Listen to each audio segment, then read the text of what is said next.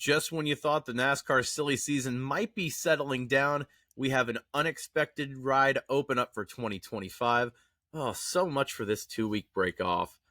Welcome into the Breaking Balls channel. It is Bob here, and we may have 2 weeks off from on-track action in the NASCAR Cup Series, but folks, the news cycle never seems to slow down, so go ahead, hit the subscribe button for the channel, like this video. We'll keep you updated and entertained until the cars are back on track. But I did not have this one in the news cycle today. Corey LaJoie, the longtime veteran driver in the NASCAR Cup Series, he's been with Spire Motorsports now for a few years. He has been announced as out of that car effective after the season. Corey LaJoie out of the Spire number 7 ride after 2024. The 32-year-old driver joined Spire in 2021 and really has had a tough season, to say the least, but he had in a statement to The Athletic and Jordan Bianchi, "I won't be driving the 7 car next year. I take a lot of satisfaction from having an integral part of building Spire into a respectable team on the grid, but unfortunately the future won't involve me. We will finish the remainder of 2024 strong, continuing to deliver for my partners, my guys who work hard to build good cars, family, fans, and friends who have supported me since day one in the Cup Series. But this chapter ends after Phoenix, and I'm excited to see what the Lord has in store for my family next." Again, shocking news today. Corey LaJoie last year signed an extension for 2 more years. He's under contract through 2025. They signed a crew chief for him, which we'll get to in a second, that specifically announced he was going to be working with Corey LaJoie just a few weeks ago. Something has changed. I don't know what went wrong here, but Corey LaJoie obviously has not had a great year. 28th in the NASCAR Cup Series point standings, 1 top 10 in the season opener at Daytona. He finished 4th. Outside of that, not a single top 10 in the entire season. And it hasn't really been a great career for LaJoie. It's been a lot of champion, this underdog story.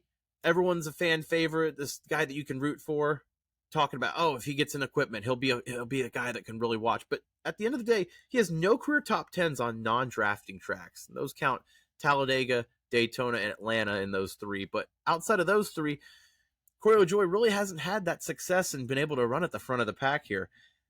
He's had a rookie really outrun him for the most part in this season, in a year where they were looking at him to lead as a guy who's been there for 4 seasons as a veteran driver, and it really has not turned into anything. And then on top of that, this might have been the icing on the cake, was the Kyle Busch Pocono incident a couple weeks ago, where he turns Kyle Busch on the front stretch. Kyle Busch has all these words for him that goes all the way to Pat McAfee, calling him a liar, saying he's changed his story.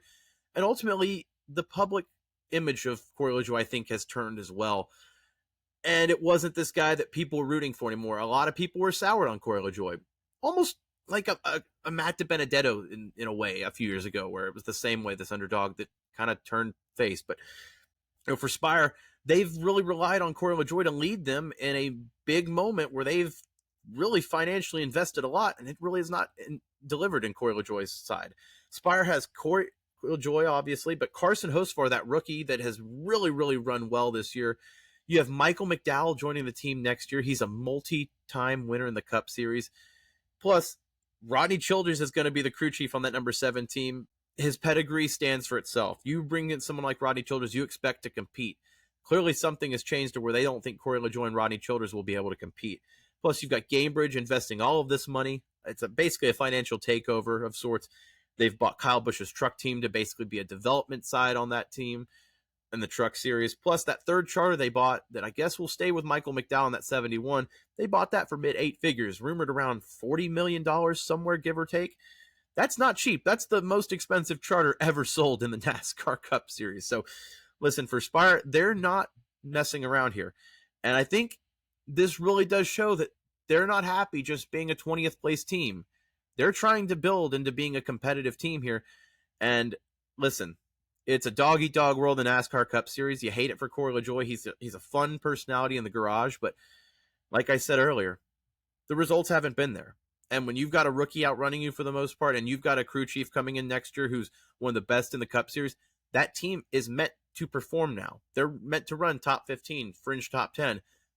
I don't really think Corey LaJoie is capable of that right now. Maybe he'll go to a smaller team or an Xfinity team, get his confidence back, and potentially get himself back to like Cole Custer's level, where he's back in the Cup Series next year. But the road to performing in Corey LaJoie's world is a long road ahead, it seems like.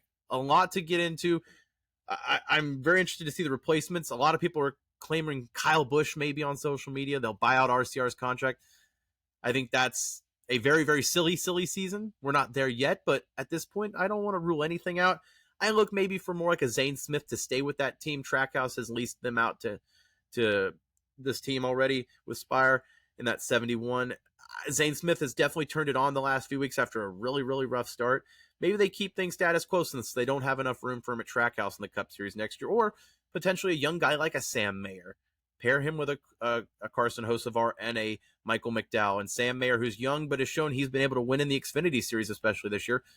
Maybe something like that. But listen, this is so fresh and brand new. I did not expect it. People have always talked about LaJoie being out, but with him being under contract in that extension last year, did not see it happening. But nobody is safe, clearly, at this time of the year in silly season. Go ahead and subscribe to the channel. We'll keep you updated on all the news that breaks while we are away from the track for the next 2 weeks. Here at Breaking Balls, Adam and I have got you covered. Thanks for watching, though. Stay tuned for more.